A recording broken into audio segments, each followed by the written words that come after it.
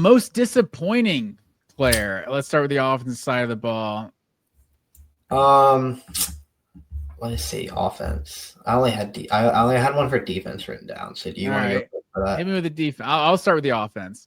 And this is no shade thrown anybody, but Noah Thomas, I think, has to be my most disappointing player to this point, just because I thought he was going to be Georgia's leading receiver this year. And what does he have, like 4 catches on the year? Yeah, he's got that one huge one against Auburn. That's it. Yeah, that's the only real play I can remember him making, and maybe, with Colby Young getting injured, now is his time to step up.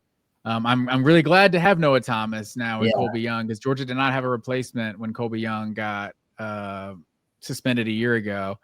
And then I'd also kind of throw Nate Frazier in that group, just because he has played better the last couple weeks, but I thought maybe I was convinced of the 5-star rating and all that, and kind of had especially how good of a freshman year he had. He had his struggles, but how good of a freshman year he had when he wasn't even an early enrollee as well. So I thought there's a chance he could take a huge jump having his first spring. And he's been fine, but he hasn't really taken that jump. And then the fumbles kind of got him in the doghouse there for a little bit. So I guess just for that reason, because of higher expectations, I'd put Frazier in that group. Yeah, I probably would have said Frazier too. Not because I think he's been super bad this year or anything, or really even that disappointing, but he got benched, and I just didn't expect a guy like that to get benched early on in the season for fumbling, because it's just kind of anytime a running back that's that talented as Nate Frazier is has an Achilles heel like that, it's just really frustrating.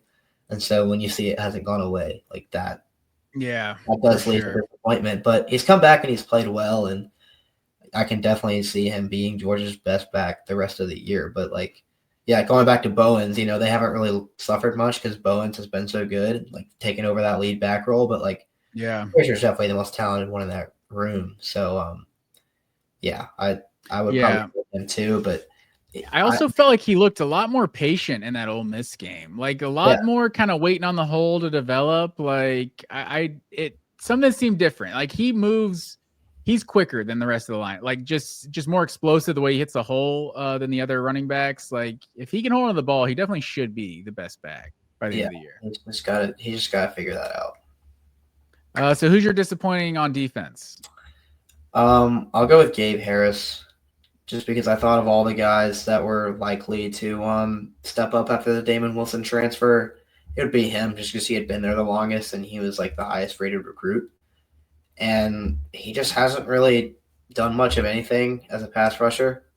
Don't believe he even has a sack on the season. I don't know what his pressure numbers are, but Georgia's edge pass rush has just been really bad.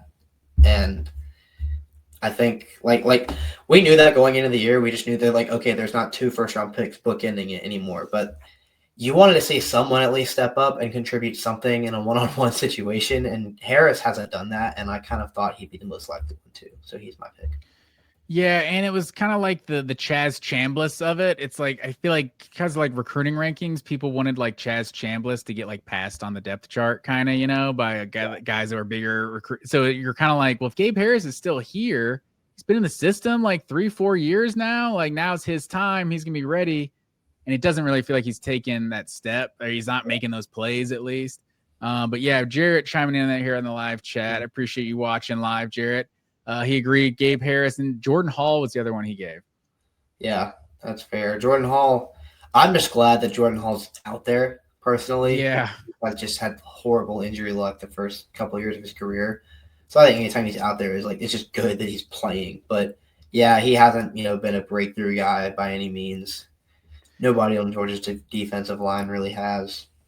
Yeah, that's what I was kind of the same thought process as you. It's maybe I was just more down on Jordan Hall after multiple years of injuries. I wasn't expecting that much. It's saying that Roderick Robinson is your most disappointing offensive player. Yeah. It's I don't really know what you were expecting, Rob. At this point, It's hard to stay healthy. He's buried on the depth chart. But yeah, Jordan Hall, the defensive line in general, I think we haven't necessarily seen some of those guys that were unknown become household names we were kind of hoping they would based on their 5-star rankings. But they're still the second half of the season, and Elijah Griffin is definitely getting more snaps here lately. But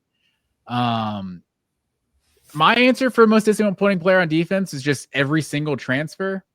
Just every transfer has not really even cracked the lineup, whether it's Elo Madozi or Adrian Maddox or Zion Branch or who's the other one from Jaden Harris. Yeah.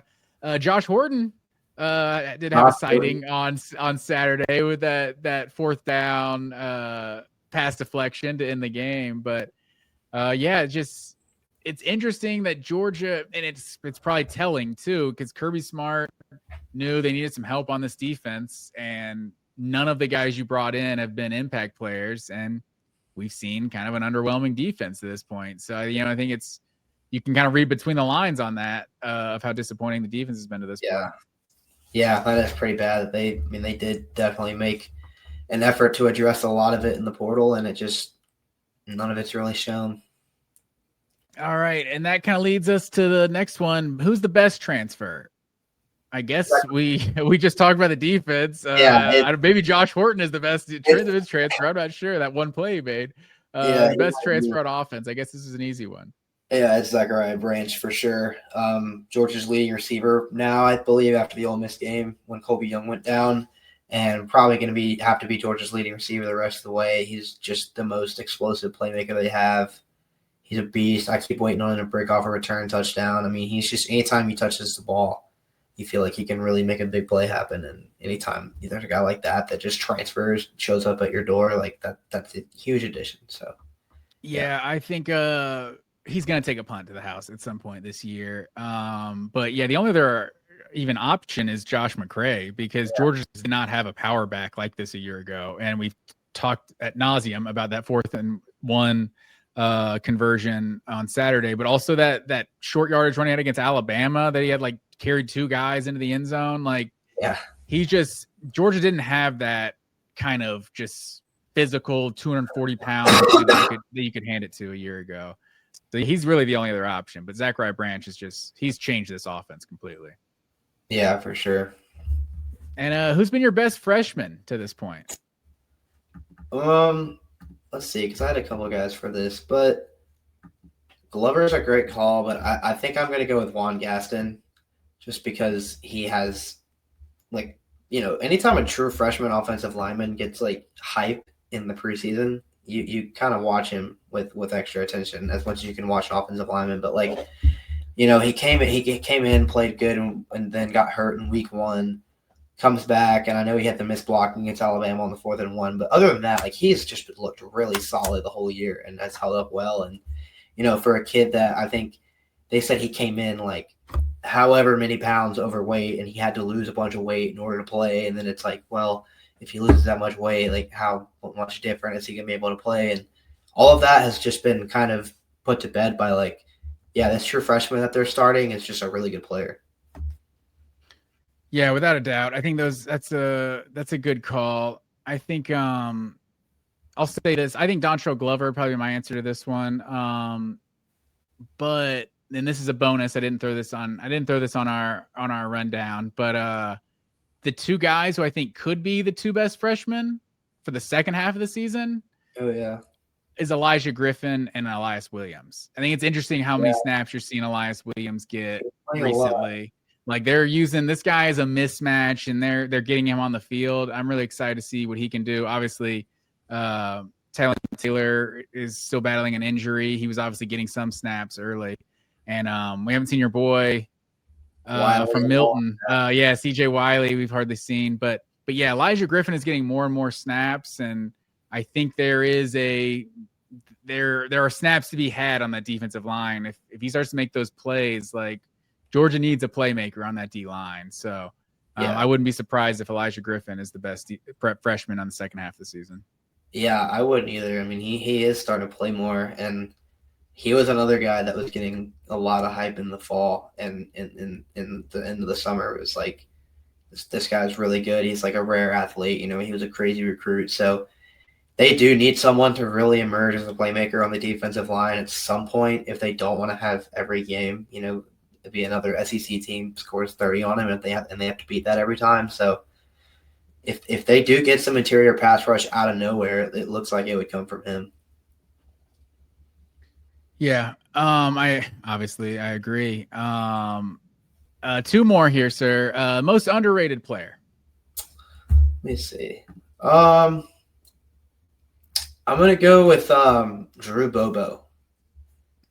Just I think he's a guy that he's a Bobo, and but his father has a complicated relationship with Georgia fans, so maybe he's already kind of off on a bad foot, and he's he's the coach's son guy that's been with the program for a long time and gets to start at center, and so I feel like some people were writing him off as like, kind of just a guy on Georgia's offensive line, and maybe the least upside starter on it.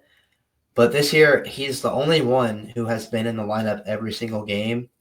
And there's so many moving parts around him every game. He has to adjust to a new lineup every single game. And he's got to be the one, up front who makes the calls and everything. And he has just come out there and been really solid every single week. And he is just a really good center. Like, if there was any questions about, like, him only being on the team or only starting because of his dad, like, I think those should be put to bed. Like, Drew Bobo is just a dog. And very important. Yeah, that's a good call. I'll say my unconventional answer to this, it sounds crazy because, like you just said, he's now the leading receiver. I think Zachariah Branch is still underrated for like what he does to this team, like just with how defenses have to account for him and the way he opens up the screen game and how that opens up other guys vertically. You just have to respect the screen game so much more. But from a more conventional sense, I think I have to go London Humphrey, because this receiving core is like 5-6 deep, or I guess it was before Colby Young got hurt. And London Humphrey seems to only make big plays. Like, he seems to only catch like third down conversions and fourth down conversions, and obviously the one that's like the play of the season. And even though he made the play of the season so far, I feel like we still kind of forget about London Humphrey. Yeah, he's really good. Humphreys, yeah. Especially because he, came in last year and didn't really do much, and then he struggled with some drops, and he did kind of get written off. But yeah, he has literally only made huge plays this year, like you said, and he's been really valuable, and he's gonna have to be even more valuable. They're all gonna have to step up without Colby Young. Yeah, you could probably say the same for Dylan Bell too. Just the way he has to make play. He's a low key playmaker for this team. The way they can hand it to him. He was just I liked his role so much better when he can be that third or fourth option. Yeah, and maybe Noah Thomas steps up and he still can be. Yeah, we'll see. It'd be an interesting thing if Noah Thomas was like, I've just been crazy. Like, if he's just turned out to have been crazy good the whole time, it's like, then why wasn't he playing